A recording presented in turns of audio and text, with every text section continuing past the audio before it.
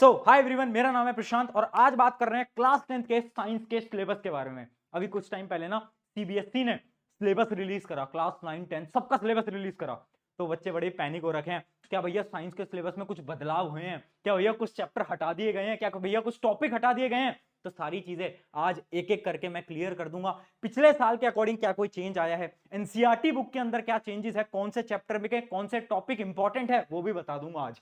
सारी चीजें आपको बताऊंगा। तो आज वाली ये जो वीडियो है सिलेबस के ऊपर बहुत ज्यादा इंपॉर्टेंट है, ध्यान से सुन लो, ठीक है। अब देखो, सबसे पहले हम देखते हैं कि चैप्टर्स आ कौन कौन से रहे हैं, उसके बाद एक एक करके चैप्टर को देखेंगे कि उसमें डिलीटेड कौन कौन से हैं। सबसे पहले हमारा चैप्टर है केमिकल रिएक्शन एंड इक्वेशन। ये हमारी केमिस्ट्री है, फिर बायोलॉजी है, फिर आपकी फिजिक्स है, ठीक है। उसके अलावा एसिड बेस एंड सॉल्ट्स, फिर है हमारा मेटल नॉन मेटल, फिर है हमारा कार्बन कंपाउंड, फिर है हमारा लाइफ प्रोसेस, फिर है कंट्रोल कोऑर्डिनेशन, फिर है हाउ डू ऑर्गेनिज्म रिप्रोड्यूस, फिर है हेरिडिटी एवोल्यूशन, फिर है लाइट रिफ्लेक्शन एंड रिफ्रैक्शन, फिर है हमारा ह्यूमन आई, फिर है इलेक्ट्रिसिटी, फिर है मैग्नेटिक इफेक्ट ऑफ करंट और लास्ट है अपना आर एनवायरमेंट। तो ये जो 13 चैप्टर हैं ये आपके सिलेबस के अंदर, सीबीएसई वालों बच्चों की बात कर रहा हूं, ये आपके सिलेबस के अंदर आने वाले हैं। अब सवाल ये उठता है कौन कौन से चैप्टर डिलीटेड हैं। तो देखो, इस साल ज्यादा चेंजेस नहीं हुए, बट पिछले साल भी जो चेंजेस हुए थे वैसे ऑलमोस्ट सेम चेंजेस ही हमारे इस साल भी चल रहे हैं। जैसे कि कुछ ऐसे चैप्टर्स हैं जो कि एनसीईआरटी के अंदर तो हैं बट डिलीटेड हैं, है ना। अगर आप पुरानी एनसीईआरटी को पढ़ रहे हो, आपके भैया दीदी की कोई एनसीईआरटी थी जो कि आप उससे पढ़ रहे हो, तो मैं आपको बता देता हूं कि पीरियोडिक क्लासिफिकेशन जो है वो चैप्टर हमारा हट चुका है। उसके अलावा हमारा सोर्सेज ऑफ एनर्जी भी हट चुका है और सस्टेनेबल मैनेजमेंट ऑफ रिसोर्सेज भी हट चुका है। तो ये तीन चैप्टर आपको कोई पढ़ने की जरूरत नहीं है ना। पिछले साल भी ये सेम ही था, तो आपको ऑलरेडी पता होगा। अब बात करते हैं एक एक करके हर एक चैप्टर का कुछ हटा है या फिर नहीं हटा है, देखते हैं। तो सबसे पहले बात करते हैं केमिकल रिएक्शन एंड इक्वेशन की। अब देखो, मैं आपको ना इंपॉर्टेंट टॉपिक्स भी बता देता हूं, ठीक है। अगर आप अपने सीनियर से पूछोगे ना तो बोलेंगे प्रशांत भैया ना सीबीएसई पेपर लीक कर देते हैं। तो यार देखो, मैं लीक नहीं करता, इतने सालों का एक्सपीरियंस है, उसके साथ साथ हम बहुत रिसर्च करते हैं, ठीक है। ऐसे ही नहीं कि तुम्हारे सीनियर बैच को हमने टॉपर बनाया था, हम बहुत रिसर्च करते हैं। तो मुझे पता है, मुझे यह भी पता है कि 2025 में जब तुम बोर्ड एग्जाम दोगे ना, तो तुम्हारे पेपर के अंदर किस चैप्टर में से कौन सा सवाल आएगा ये भी पता है, ठीक है। कौन सा टॉपिक आएगा ये भी पता है, और आज बता भी देता हूं। और देखना, जब 25 में एग्जाम दोगे तो इसमें से सवाल उठ के आएंगे। देखते चलो, पहली चीज क्या है, केमिकल रिएक्शन एंड इक्वेशन। तो एक पोर्शन इसके अंदर से जो डिलीटेड है वो है कोरोजन एंड रेंसिडिटी। ये आपको नहीं पढ़ना है, ये हमारा इस चैप्टर में से डिलीटेड है, ठीक है। अब इस चैप्टर का इंपॉर्टेंट टॉपिक क्या है, तो देखो इस चैप्टर की जितनी भी एक्टिविटीज हैं, जो रिएक्शंस हैं, जो आपकी एक्टिविटीज हैं, जो एनसीईआरटी की सारी एक्टिविटीज हैं, वो बहुत इंपॉर्टेंट है। पढ़ रहे हो तो ध्यान से पढ़ो। और इसी प्रकार से मैं आपको वैसे आरंभ बैच में भी पढ़ाने वाला हूं। आरंभ बैच के अंदर मैं आपको साइंस बिल्कुल ऐसे पढ़ा दूंगा ना कि तुम बोलोगे यार भैया मजा आ गया, ठीक है। एनसीईआरटी की हर एक लाइन, एक्टिविटीज, सब कुछ, क्योंकि टाइम हमारे पास बहुत है ना, पूरे साल भर पढ़ाई करनी है। तो ऐसे पढ़ेंगे कि एक नंबर नहीं कटेगा साइंस में, एक नंबर नहीं कटेगा साइंस में, ठीक है। आगे बढ़ते हैं। अगला है हमारा एसिड बेस्ड सॉल्ट। तो इसके अंदर देखो कोई भी डिलीटेड टॉपिक नहीं है, कोई भी टॉपिक डिलीट नहीं हुआ है। एसिड बेस्ड सॉल्ट्स के अंदर अगर तुम इंपॉर्टेंट टॉपिक्स मुझसे पूछोगे तो बेसिकली जो इंडिकेटर्स होते हैं और सॉल्ट्स की जो रिएक्शन है, जो रिएक्शन है सॉल्ट्स की, वो भाई बहुत ज्यादा इंपॉर्टेंट है। उसके अलावा क्या है, metal non metal. Metal non metal के अंदर एक टॉपिक आता है जो कि है आपका क्या, मेटलर्जी। जब आप पढ़ोगे आप समझ पाओगे। मेटलर्जी बहुत ज्यादा इंपॉर्टेंट है मेटल एंड नॉन मेटल के अंदर। एक सवाल आपके बोर्ड एग्जाम के अंदर पक्का आएगा, आज लिख के दे देता हूं। उसके अलावा क्या है, carbon and compound. Carbon and compound में भी कोई डिलीटेशन नहीं है, बट इसका एक टॉपिक है जो कि आपके बोर्ड एग्जाम के अंदर आएगा, जो कि है क्या, एस्टरिफिकेशन एंड सोपिनिफिकेशन रिएक्शन, ठीक है। अभी बच्चे बोल रहे हैं भैया ये सब क्या बोल रहे हैं, तो हमने कभी सुने ही नहीं। अरे अभी अभी तो तुम्हारी क्लास स्टार्ट हुई है, अभी कैसे सुनोगे, पढ़ा दूंगा मैं, भरोसा रखो।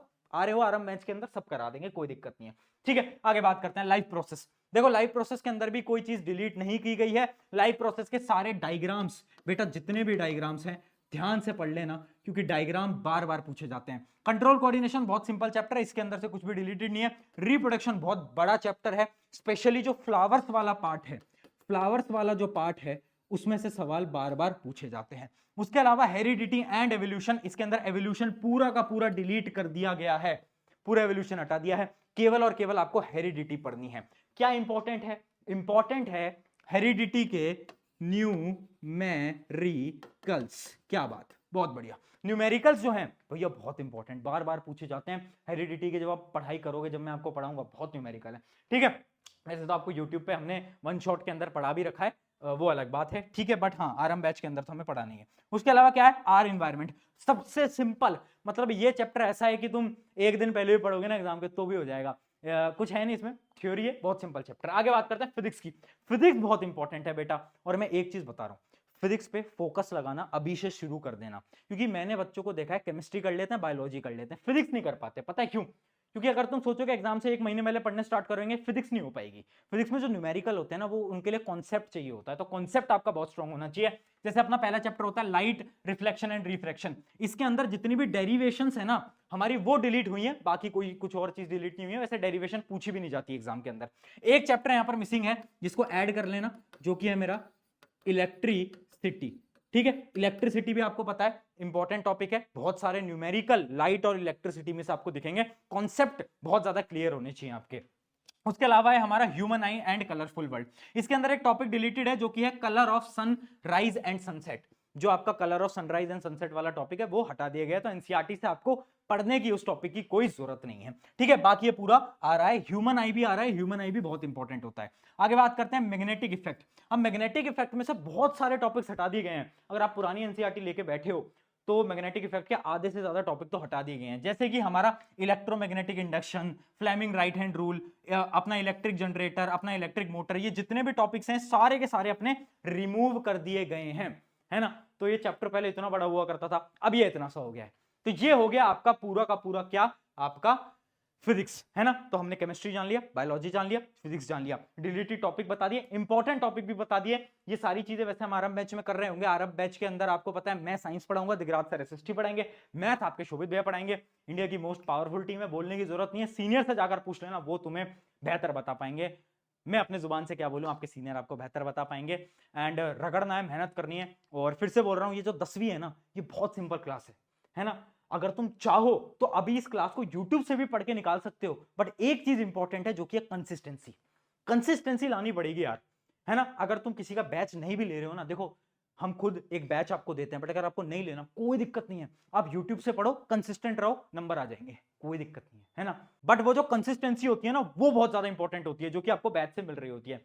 तो आपका डिसीजन है। बाकी ये सारा आपका सिलेबस मैंने आपको बता दिया। उसके साथ साथ मीटअप भी नेक्स्ट टॉपर की टीम कर रही है। आपको पता होगा कि हम आपसे मिलने आ रहे हैं दिल्ली, पटना और कोटा के अंदर। तीनों की जो डिटेल है वो भी डिस्क्रिप्शन अंदर मिल जाएगी। आरएम बैच की जो एनरोलमेंट लिंक है वो भी डिस्क्रिप्शन के अंदर मिल जाएगी। ऑन दिस नोट, शुक्रिया एवरीवन, मेरा नाम है प्रशांत, मिलते हैं बैच के अंदर, टेक केयर।